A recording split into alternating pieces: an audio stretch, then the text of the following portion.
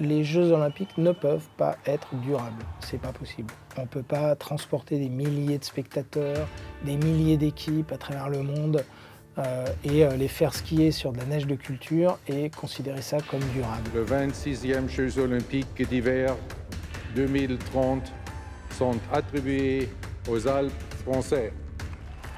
Le CIO a attribué les Jeux Olympiques d'hiver 2030 à la France en juillet 2024. Il n'y a aucun document officiel qui détaille cette candidature.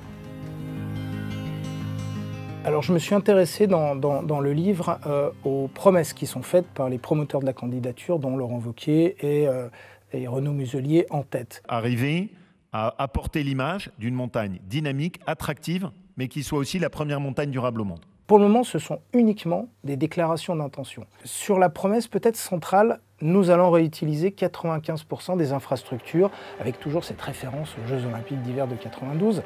Quand on lit le rapport de la commission haute du CIO, on constate que des constructions, de l'infrastructure, du béton, sera coulé quasiment sur tous les sites olympiques. La fameuse piste de bobsleigh de la Plagne, déficitaire depuis 1992.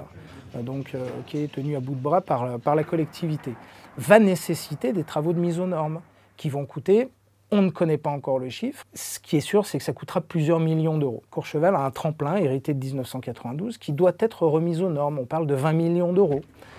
Un centre média de plusieurs milliers de mètres carrés va être construit ou est prévu d'être construit à Courchevel, juste à côté du tremplin de saut. Et je peux continuer comme ça. Nice, l'une des villes les plus chaudes de France, va accueillir le pôle glace. Ce ne seront pas, avec les éléments dont on dispose aujourd'hui, des JO durables. Il faudrait pour cela s'intéresser et traiter ce qui produit le plus de CO2 dans un grand événement sportif international, qui est le transport des spectateurs. Le ferroviaire, ça devrait être la priorité.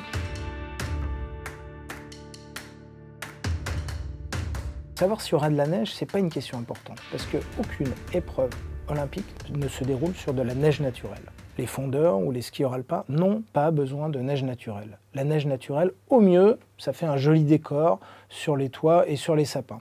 Donc est-ce qu'on va être capable de fabriquer ça?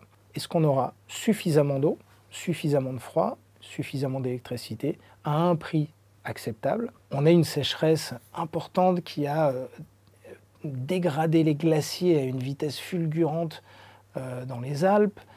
On a eu des restrictions d'eau. Les hydrologues sur la question de l'eau sont très alarmistes. Et la question de l'eau, c'est pas seulement de se dire est-ce qu'on pourra fabriquer de la neige de culture en 2030, c'est peut-être est-ce qu'on aura de l'eau potable en 2030. Le sujet, c'est pas pour ou contre les Jeux Olympiques.